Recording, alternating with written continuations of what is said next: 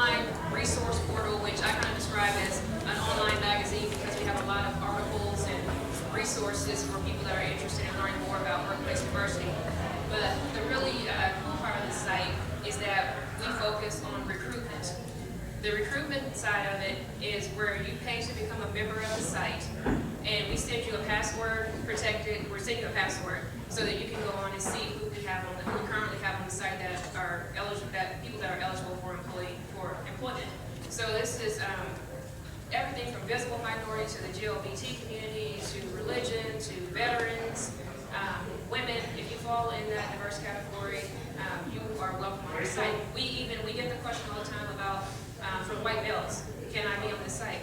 Yes, because diversity. The first thing you'll see is tell us about diversity. So you get the opportunity to talk to companies that are looking for diverse talent about what it is that you have to offer. It houses. I'm sorry, go back one.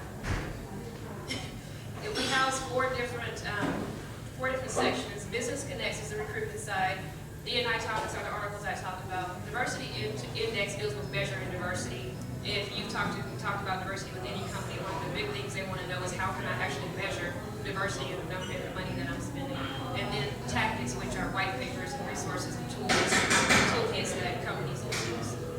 We also offer in the mix, which is a statewide calendar of events, basically to connect people about events going on throughout the state.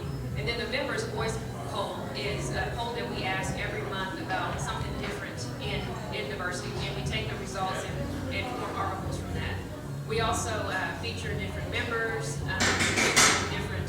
different people that have their profiles up. And then the really cool part is DiversityConneX. So I can examples. DiversityConneX is basically for free. People can go on and put a profile up. And you can customize your profile, and then the companies that are members also have customizable profiles that they have up on the site. So the members are the only ones that are paid. We make money from memberships and advertising, basically. So it can only be accessed by corporate members and their registered employees, and it's a very user-friendly site, very easy site to go on and navigate. So far, we've had about 10 members. The site, we had a really soft launch for the site last year, dealt with some different technical difficulties, so the site was probably up about 6 months, and that's 3 months, and then a 3-month break while we fixed a lot of stuff, and then another 3 months that the site was up. And so far, these are the 10 companies that we have on as members. And then our future plans are for us to focus on Tulsa and Oklahoma City, but we have a model that we would like to franchise this nationally as we grow and move through this. Right now, we have 32 individuals with poster profiles and our 10 company members. Our goals for 2014 is an awareness campaign that you guys will start seeing a lot about here in the next 30 days, probably. And so we're looking for marketing capital, and obviously we're going to need more manpower. Website interaction, we're looking to build 300 to 500 people a week just in traffic and comments. You see a lot of social media. We'll be working on SEO optimization as well. And last but not least, our immediate goal is to get 50 new members. Love to get 25 in Tulsa, 25 in Oklahoma City, and that brings in a couple of, or I say a couple, but around $200,000 for us. And so we're looking to expand our sales team to be able to accomplish those goals. So that's pretty much it in a nutshell. Okay, thank you, Risha. All right, now is the time for question and answers. So if you don't know how that works, I have a Baron, by the way. You want to get my attention by just raising your hand. If I nod at you, then I see that you have a question, and we'll get the microphone to you when it comes your turn. You can ask just one question at a time, and then if you have a follow-up, you can ask a follow-up as well. So I see there you has a question. So I'm not quite sure. Could you define diversity a little bit so I know what that is? And what is the incentive for companies to have a diverse environment? Okay, and as I answer the question, I want to reintroduce Shauna. Shauna has really been instrumental in helping us get the site up and going, so we'll probably tag team on these questions. But we define diversity as I said earlier, visible minorities, so meaning Hispanic, African American, Asian, all of those groups, veterans, women, religion, what was that? Disabled. This is someone else who works in my office. Disabled. So basically all of the categories that you would think of that fall into the diverse category. I don't use the word minority because I think that is a word that makes people feel less than. So when I say diverse categories and diverse individuals, I'm talking about visible minority. Well, I'm sorry, I don't remember your follow-up question. What was the incentive for companies to have a diverse workforce? The demographics, not there. You hear people say demographics are changed. The demographics have changed. I mean, we have cities here in Oklahoma that are 90% Hispanic at this point. They moved it was 2050 that the United States would become minority majority. They moved that number up 8 years. The talent pool that companies are pulling from will not be the same talent pool that they'll be able to pull from here in the near future. So it makes sense. Most of these companies have 40 to 50% of their workforce retired in the next 10 years. It will be a different workforce that's going to come in. So one of the things that we do is help companies to build inclusive cultures, because diversity is there. It is. You're going to get all kinds of different people working at your firm, but how will you make them feel valued? And how do they know that they have the same advancement opportunities that everybody else has? And I want to be clear, we're not talking about affirmative action here. We're talking about a level playing field. More questions?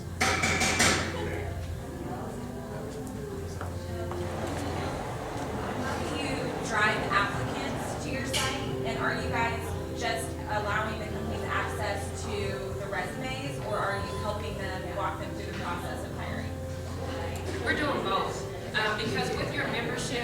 receive, depending on, we have 3 different membership levels, 5,000, 3,500, and 1,500. Depending on which one you have, you get consulting hours. I think the 5,000 is 10 consulting hours.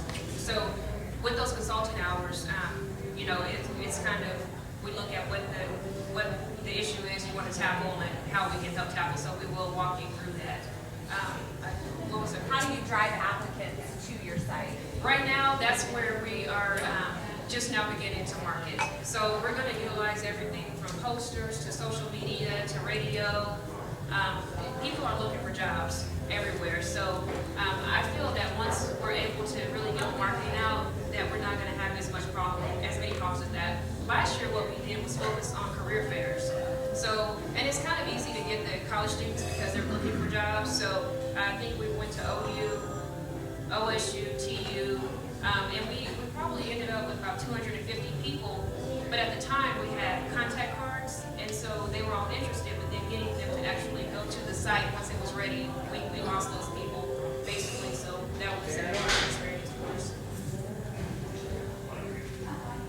Can you talk about a success story for an individual who's gone on and posted their resume on the site, and maybe also a less successful story in which you learned from that? We don't have those stories yet because we know, and that's, I'm glad you brought that. That's one of the areas that we've got to figure out. Like right now, we don't know when you hire somebody or when you interview someone from our site. So we're trying to figure that out. If anybody has any ideas about that, I would love to hear them. But we're trying to figure that out because it's also an opportunity for us to make more money as well. If we can, figure out how we're going to do that. So I don't have a success story. I do know one person that's had an interview, but other than that, I don't know you guys. Curiosity here. Most companies are colorblind in most respects except for one color, that's green. So the curiosity is, have you defined the statistics? Can you help companies identify the buying power plus the amount where they can attack something actually develop for it in the marketplace inside of a diverse group that's gay, lesbian, African American? We represent a Fortune 500 company right now. It's one of our largest companies, and this is not the DiversityConneX side, but the exposure side. And that's exactly, there are a lot of stats out there. One of the things that our firm does is we go in and do what we call stakeholder interviews, and we have done 400 and something interviews with their staff out of 5,000 people. So we go in and look at what the issues are, and then from that, companies, or we'll start with a survey, and companies, will see that, oh man, we're not where we thought we were. They are interested in green, but if you have all these people that are not happy on their job, productivity is going down, and you have all these other problems that you didn't even know you had. So in this case, this company did know that they had the issues and they wanted to solve it because as their workforce is retiring, it looks like a different group that's coming in. Our company specifically, we focus on the green reasons as to why diversity and inclusion is important. There's a lot, that's why we want to change the conversation about diversity and inclusion, because it does typically center on civil rights conversation and doing this because it's the right thing to do. But there's a lot of national statistics that do suggest and even prove that it does help your bottom line significantly. And if you look at a lot of the faces in this room, Generation Y, they do not have the loyalty that boomers did in the workforce. And one of the most important things to them is to work for a company that has the same values that they believe in, that is diverse, that is fostering an environment that's open to creative ideas and innovation. So if you want to keep those people in your workforce, then this is absolutely necessary. Just want to make sure I guess I understand the main benefit to the side is connecting you with jobs that hire diverse. Exactly. There's also a lot of different companies out there right now that have a sales team that actively finding people on payroll all the time. It's a while. So in terms of matching up those employees with more adjustment values, and just kind of curious if that's something that's considered like add value to the service in terms of screening the customers.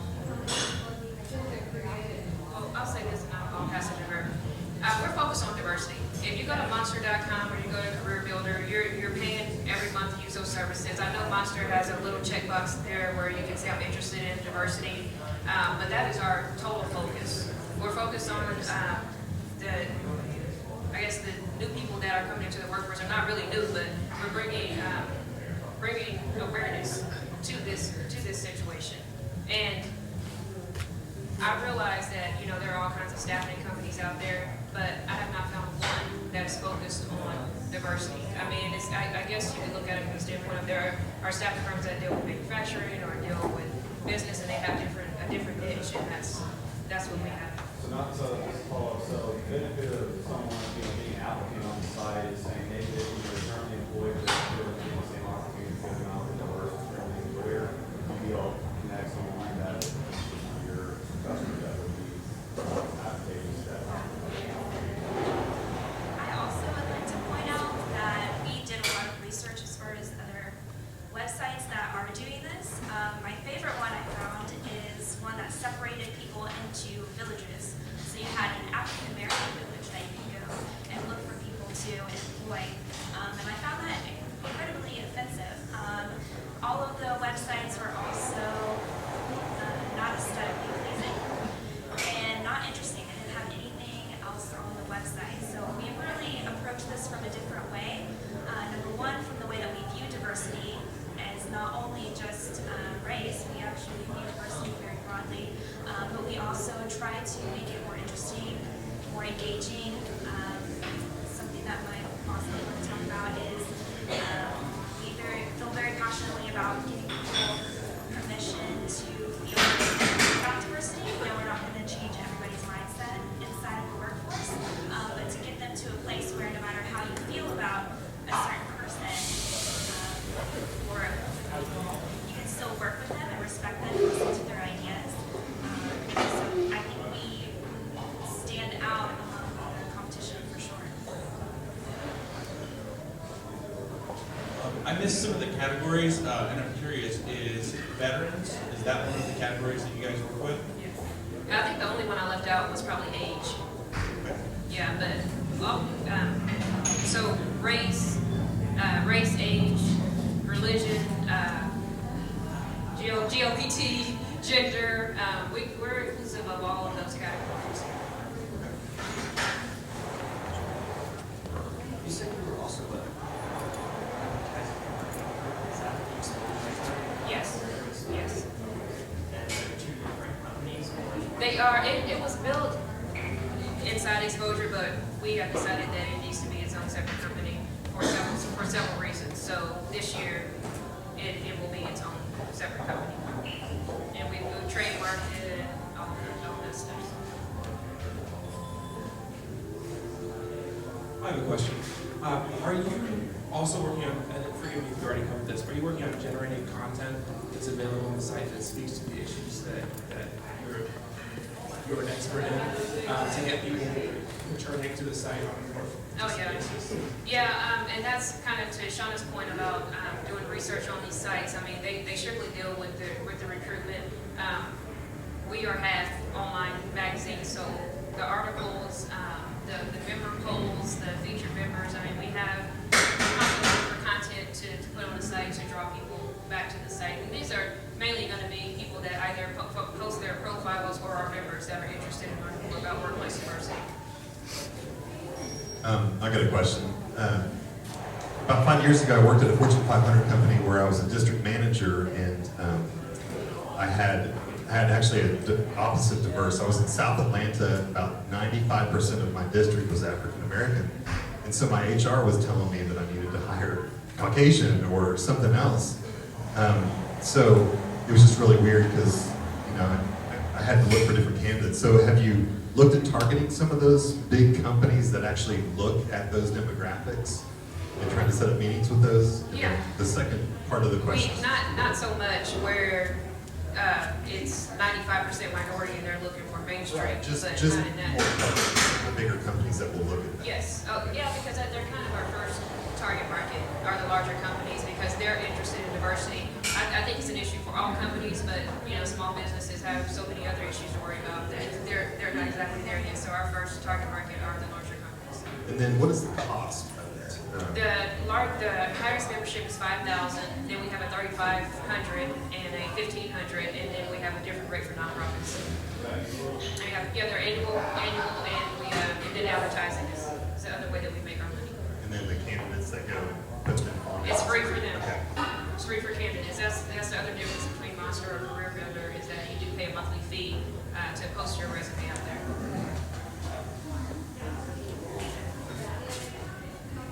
How do you identify candidates without getting into this defensive issue you mentioned before?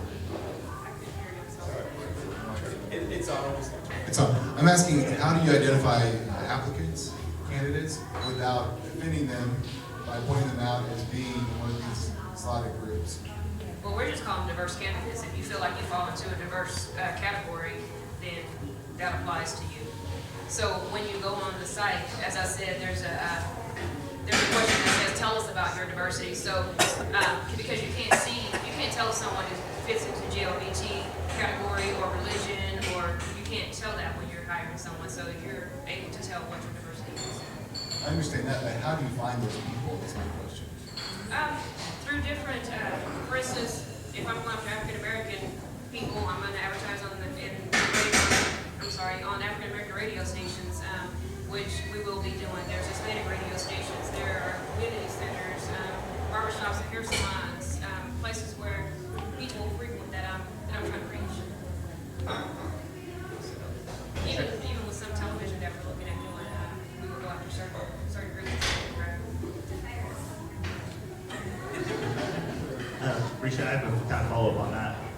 As far as, you have a little bit of a chicken and the egg scenario where you have the companies and the candidates.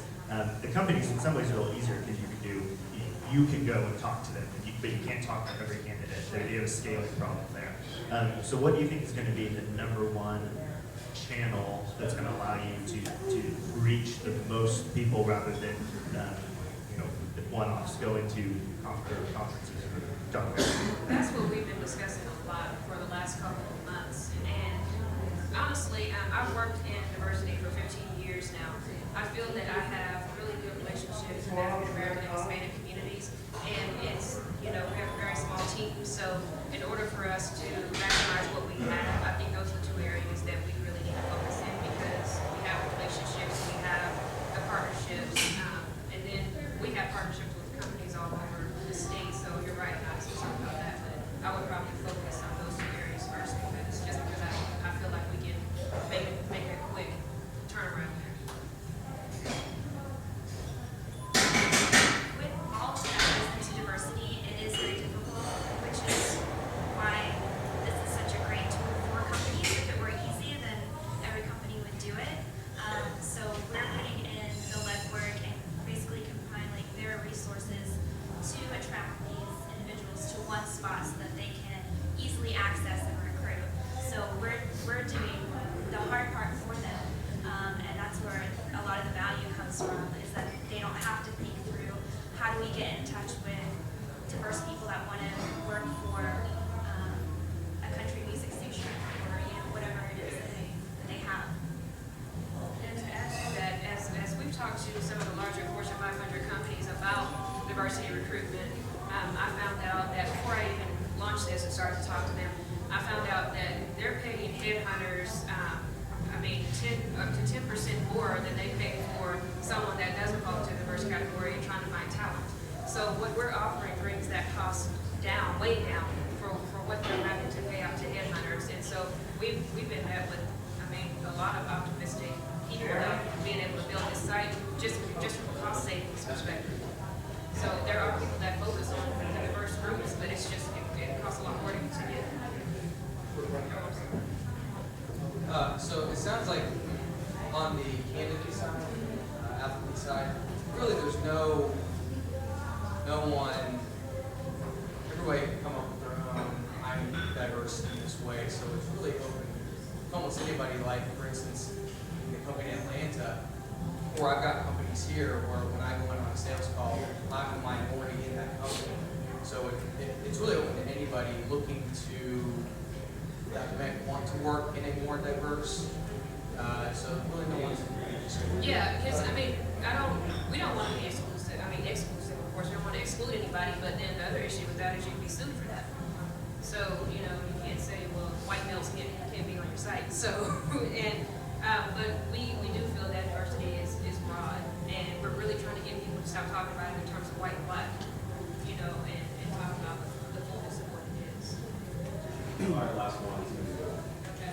All right, so also you indicated more times that candidates in the pipeline is one of the number one issues. One of there's a lot of nonprofit things in town that are driving for the same issue in terms of the West Church, Goodwill, and tribal partner with those types of nonprofits and the health system. Don't want all those candidates that are cycle connected with your Not churches specifically. Churches we've looked at as far as reaching out with some of our marketing materials, but in terms of partnerships, YW, you have OCCJ, those are two of the more prominent. We partnered already with the Tulsa Chamber and their Mosaic group, so yeah. Thanks, Risha. I have one last question. What can we do as an entrepreneurial community to help support you? A few things. I think if you guys, have any ideas that would help us with some of the questions that you asked here today, we're really open to how we can grow it. And of course, we're looking for investors. We're also looking for a new technology firm to help with the upkeep and the maintenance of the site, because I swear every day there's something else that we fixed on the site. So we're looking for a good tech firm that we can work with and like to form a long relationship with. Awareness. If you know anybody looking for a job, please direct them to our site. It is spelled with an X, so when we do the radio advertising, that's going to be interesting. But so it's a little bit of a different spelling. Thank you very much. Give it up for Thank Risha you, Grant guys. and DiversityConneX.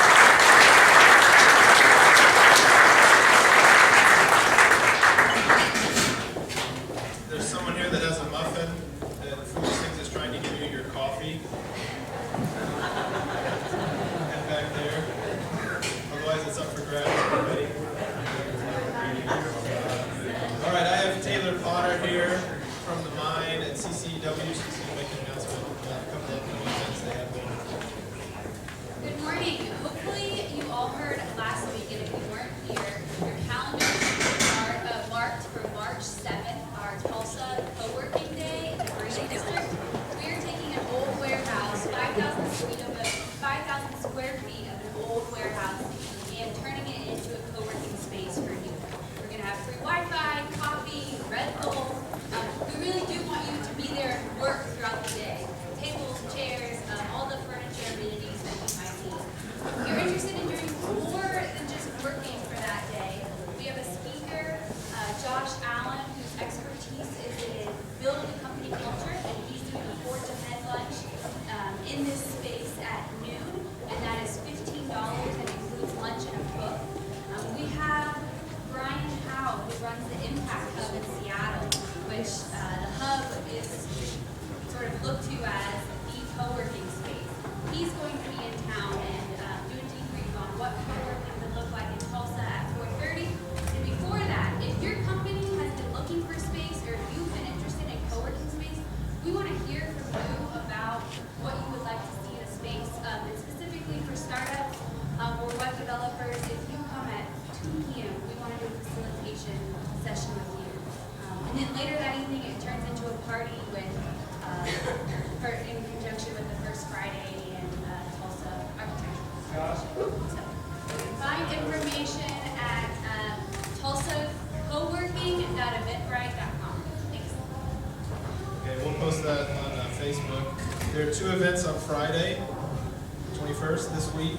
We have Creative Mornings. I don't know if you guys have heard about this. It's actually here at Foolish Things, 7:30 in the morning. And they do about a 20-minute talk from a creative firm or person in the city. So this Friday it's Mocha Butterfly, Grady District. And then OU is having their startup weekend. And I think you can find out more info at ou.startupweekend.org. Is that this Friday, guys, or is that Dustin, you know? Yeah, it's this week. It's this weekend, so if you want to make plans to go to Norman, or you're already headed over there. And then today we were supposed to have a special guest from Kansas City, the founder of 1 Million Cups. He actually got the flu yesterday. Didn't come down. So we will make an announcement again when he's coming and reschedule that. But I appreciate your support. Our next company, they're from Oklahoma City. That's where they sort of live, but they're from all over the place. We have Sivi. We're excited about them. They're interesting. He's got a social entrepreneurship background, which I like. But they're gamifying sort of an incubator, or virtual incubator for startups and entrepreneurs. So give it up for Ashok Kamal.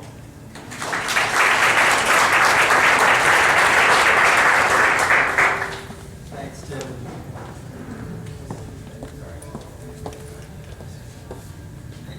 Thanks, Tim and Brad and everyone. It's great to be here. Again, my name is Ashok Kamal. You can connect with me on LinkedIn. I'm the only Ashok Kamal who doesn't live in India, who's 70 years old, so it's pretty easy to find me. Before I talk specifically about Sivi, I want to speak a little bit about my background as a social entrepreneur over the past few years. America suffers from one of the world's worst ailments. 70% of people hate their job. I was determined to avoid that fate, so I imitated my role models who were all entrepreneurs. I'm not the only one. Today there are more entrepreneurs in this country than ever before, and the entrepreneurship rate is growing faster than ever. But entrepreneur can mean a lot of different things to different people, so I'll define an entrepreneur as a problem solver who creates scalable solutions. A social entrepreneur is also a problem solver, but the solutions that we create affect society at large. So things like climate change, or hunger, or education.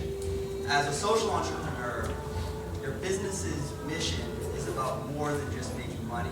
And my career reflects my personal values.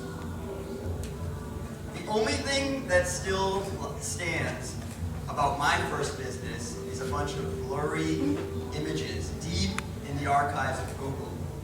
In 1999, when I was in college in Boston, I co-founded Raptivism Records, which was a record label dedicated to raising awareness about important social issues.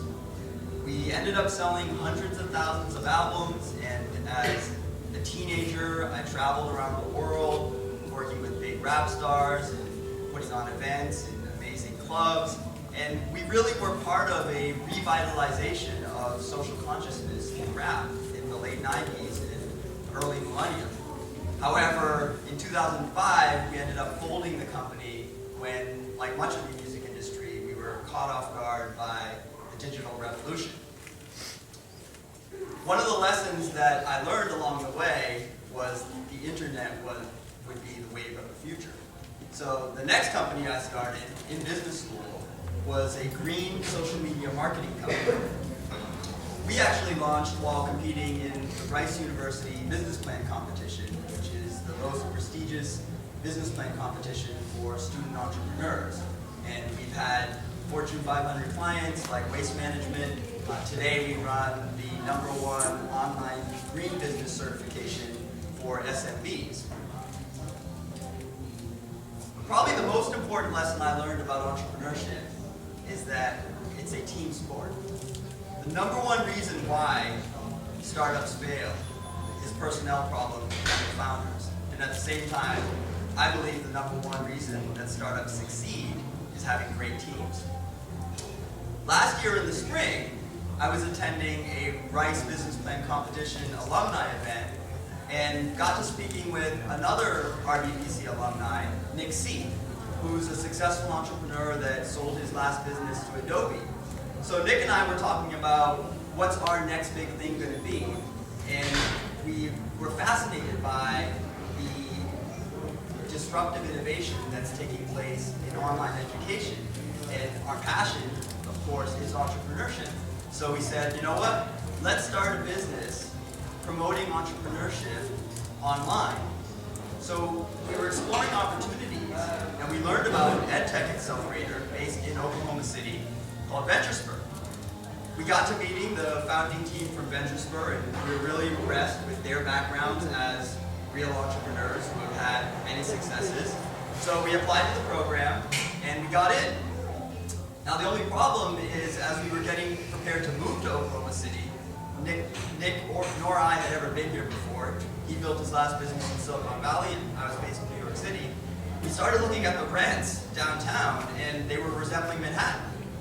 Of course, we didn't want to spend, 25% of our seed accelerator budget on rent, so we came up with a hack. Nick had bought an RV for going camping with his family after he sold his last company, and there was a huge parking lot outside of Venturesburg. Next thing you know, we had moved into an RV on Sheridan Ave in downtown, and that's how Sivi was born. So we spent the next 3 months building the MVP of our product, and just at the end of 2013, we closed our seed funding round of $340,000 from some of Oklahoma's best investors, including Venturespur, I2E, which is a tech incubator that has an office here in Tulsa, and the I2E Seed Step Angels. So the problem we're solving today is helping aspiring entrepreneurs, which is a position that we've been in many times, get through the hardest phase, launching. If you think about someone like Anita, who's 27 years old and works at a bank, she's $40,000 in debt from college, bored at her job, wants to start a financial services technology company, but she doesn't know where to start.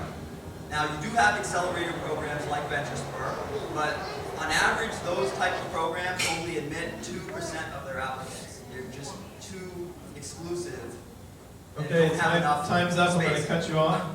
Oh, all right. But I'm going to let you finish talking about this slide, and then we'll open up for questions. So, the solution that we created basically makes entrepreneurship education and training scalable. And we have a framework that sort of informs all of our challenges, and you can actually sign up as a beta tester right now. We're launching our first phase next week at Sivi.com. These are some of the screenshots. So thank you very much, and I'll be happy to take the questions now and hopefully get more in depth into the program.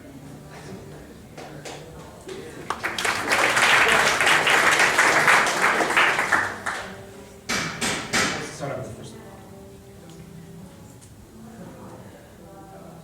If I am bored at my job and I feel like I have a good idea of a business that I want to start up and I don't know where to start, walk me through the first couple steps, starting at visiting this website, what I'll learn, and then the direction that it's going to put me on to actually getting a startup up and running.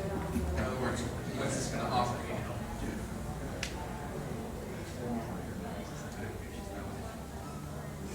So as you can see, our 5 A's model of entrepreneurial development, we start you at the base of the pyramid, which we call our attitude analysis, and it's basically a 12-question personality assessment to see if you have the right frame of mind at the moment for launching a business. Are you prepared for the hours?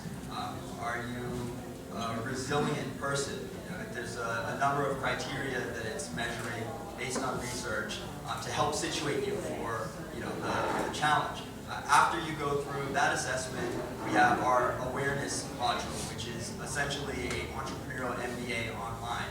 When we launch next week, there's about 6 hours right now of content, all derived from a national entrepreneurship curriculum that the Kauffman Foundation started. We updated some of that curriculum because social media, for example, didn't exist at that time. But there are about 120 different topics ranging from business insurance to investing schedules to search engine marketing that we teach you about online. After you complete the educational portion and you have a foundation of knowledge, then you start the actual steps of launching your business. So everything from creating a lean canvas to launching a crowdfunding campaign, we're organizing all of those steps within one portal and connecting you to mentors, sort of virtualizing the accelerator benefits that make accelerator programs very valuable but not scalable because they have limitations in terms of space, essentially. So by the end of the program, you're able to launch a crowdfunding campaign, get that first few $1,000s that an accelerator would typically invest in you, and either then apply to an accelerator program or an incubator, bootstrap your business, or get connected into a professional investment community. So that's sort of the final stage of the pipeline. Wait a second. Oh, we'll come back. Okay.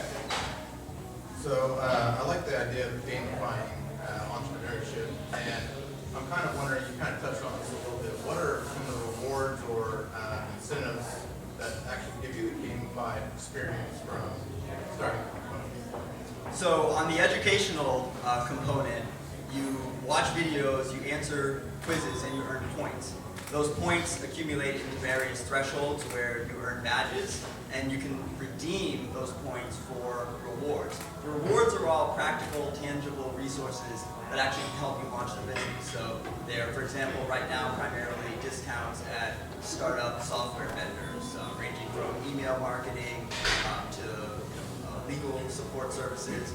We're developing a more robust rewards menu that will also have, for example, free legal work with professionals in your state, or meetings with venture capitalists. So all the rewards are oriented around building your business.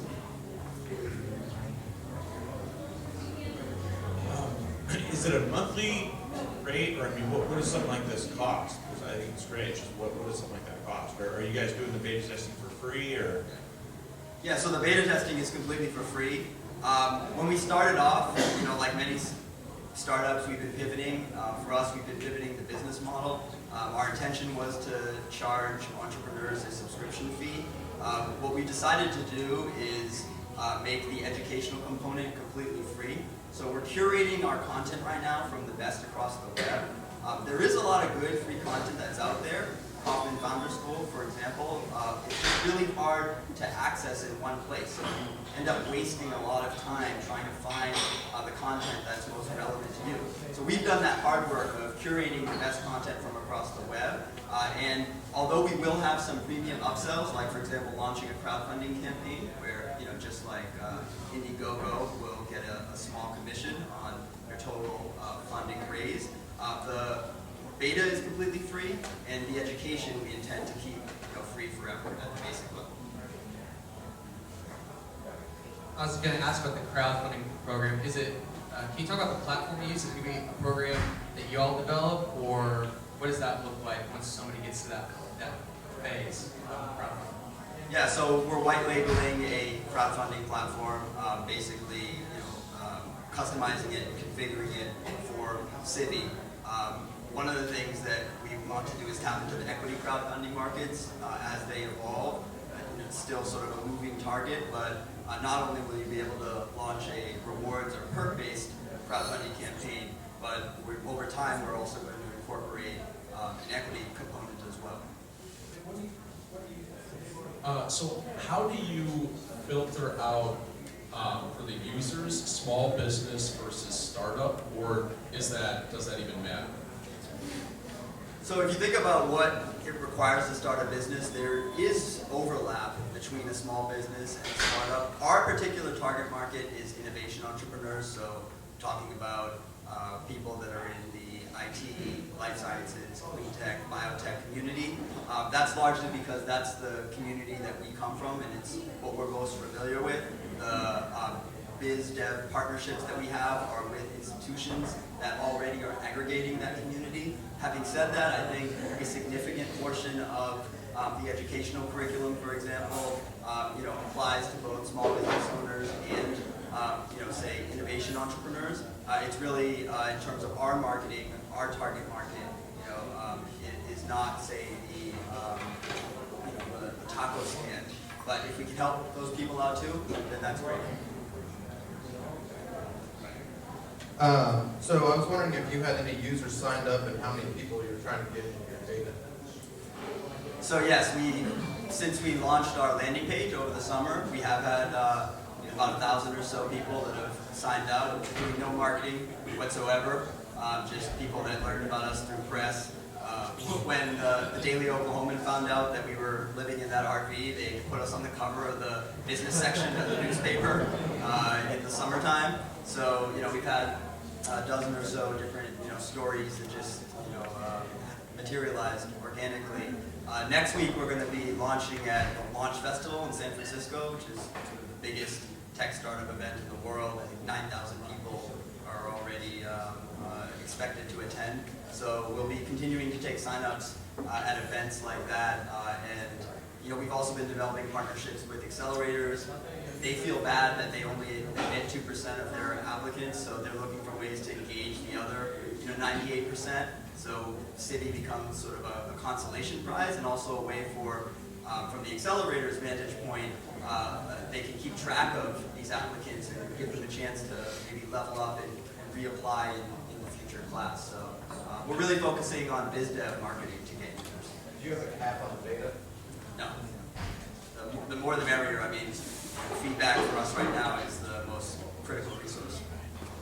So please, everybody, go to Sivi.com and sign up if you're an aspiring entrepreneur.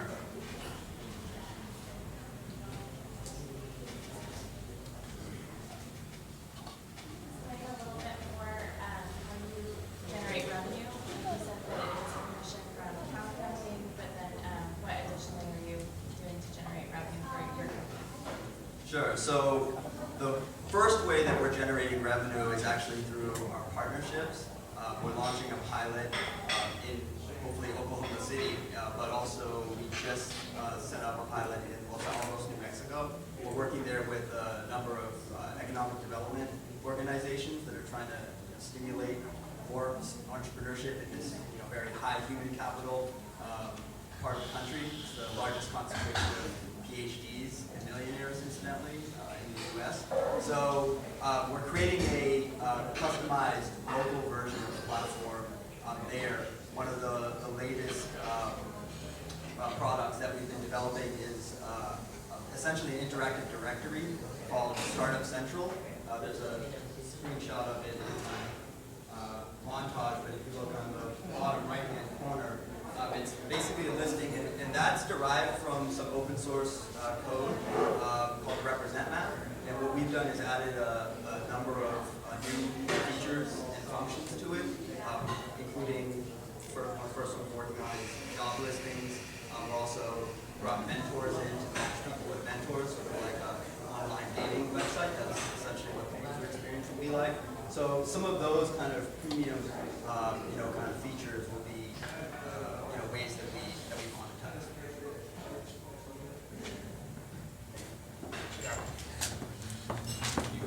You decide who goes first. You go ahead. Have you guys looked at partnering with and going into different schools and talking to some business classes, or even working with, education books and things like that to bring in different elements?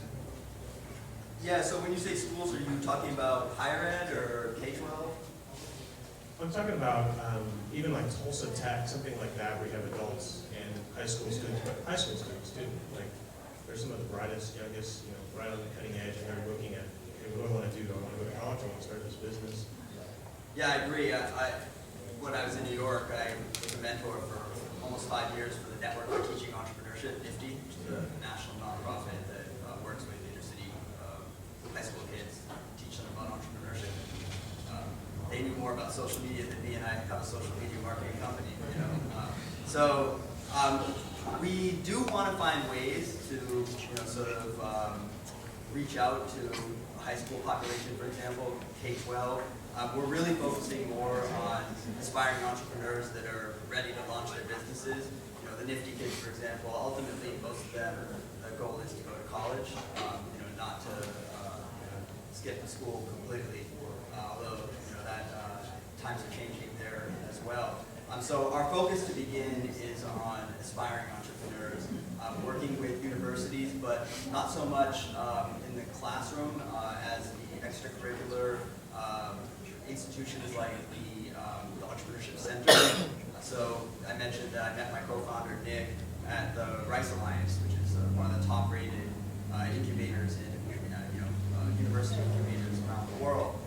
They don't have an online entrepreneurship training program. We were shocked when we found that out because they are innovation happening in higher ed at a great school. So we are developing those sort of partnerships to be able to help some of these organizations scale their programming. They do have those sort of startup weekend like 3-day or 10-week, one night a week kind of startup bootcamp programs, but it often costs them more in space and food and organizing the speakers than they make in the $300 say they charge for attendees.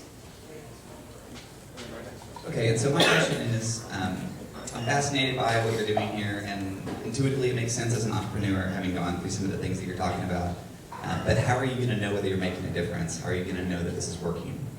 And how are you going to, what's the baseline for an incubator? It's pretty obvious when you've got all these venture capitalists coming in and they're spending all this time with them, and it's a pretty outcome-driven sort of thing. But for you, it's a little bit less than that. And so I'm trying to figure out, how are you going to know that you're really making a difference? Yeah, that's a great question. So one of the things we're developing right now is kind of a metrics report card on ourselves. There are some standards that incubators use, for example, startup activity, funding, achieved by startups. So we're really looking initially at some of those traditional metrics, and over time, our goal is to, actually be able to achieve some of those hard, outcomes. Is there like a game over, when they've succeeded or something at that point? Well, I guess, game over is, when you sell the business for most entrepreneurs, or if you're, just, running the business and profitable. So I think, it really depends on our users. But for us, the game over is to help our user get to, what success is in their mind. And frankly, for some people, it might be that it's not the right time to start a business. So, you're going to go through some of these assessments and see that you're not ready. Maybe it's not something you want to do ever. Maybe it's not something you want to do right now. Even though we may not make money off of that user, I feel like, again, as a social entrepreneur, that's a benefit, that we, provide. You can, save yourself a lot of time and money and heartache, which, I know firsthand from failures as well, by determining that it may not be the right time, for you. So, I think, really for us, as long as we help our users, reflect and achieve their goals, then, that's, our mission accomplished. So if you have a very engaged base of users that they're probably going to start thinking a little bit critically about some of the models and have follow-up questions. How are you designing this whole program to deal with those kind of personalized questions? Will there be some outlet to turn to you, and how do you staff that? Or do you direct them to local resources? Yeah, so a little bit of all of the above. I'll give you 3 examples that we're working on. One is question by question, we're adding a forum. So let's say you're watching a video on, LLC versus C Corp. There'll actually be a little Q&A there. Initially, it'll be us as the administrators that are responding to inquiries. Over time, as we build a community, we hope it's a sort of social community. 2, I mentioned we're working on a mentor matching feature. So, some of these questions can be brought to the mentors that hopefully people are being introduced to. And then 3, with, for example, the Startup Central directory, we're including all of the physical accelerators, incubators, resources. So, it's not that we're necessarily replacing what's out there. We're optimizing it and, bringing it all into one portal so people can go and seek that local assistance that may be appropriate for them. I was looking at the slides up here, and it has like all the different colors and stuff like that. Over to the bottom left, that looks like a quiz question. Is that kind of what that is? How do you deliver the content? I mean, is it just like LinkedIn, you click on a blog type feel, or is it going to be audio, or are there different options as far as how you take all the information in? Yeah, so right now the content is all video based. Okay. It's sort of Khan Academy, esque or Code Academy. The title there is a video you clicked on, which show they're all short. We call them snackable bites. So these are very topical, It's not going to give you, the comprehensive knowledge of the nuances of, E&O insurance, but it will, help you realize you need to, consider it, and, here are the basics. And the quiz, just sort of helps validate that you're understanding the basic, information that's being conveyed. We do also, eventually want to translate the content into, audio and even, offer it up as text. But to start, it's all, video. Okay, last question. What can we do as an entrepreneurial community to support Sivi? Well, first of all, I appreciate, you having me here today. I mentioned that, Nick and I were impressed by the founders of the Venture Spur Accelerator and some of their partners like I2E, but I think what we've been most impressed by is the enthusiasm for entrepreneurship as a whole in Oklahoma. I've come to learn in the last few months that this really is, I think, a hotbed and one of the up and coming next great entrepreneurial community. So just the fact that we've been welcomed here, we appreciate. And then next, again, if you're an aspiring entrepreneur, I'd appreciate for you to sign up at Sivi.com, and you'll get an invite in a couple of weeks to be a beta tester. And if a few people have alluded to institutions that you think might be good partners for us, feel free to see me after you get my business card and introduce us to any other organizations that you think might be interested in what we're doing. All right, well, let's give a hand for a shook. It's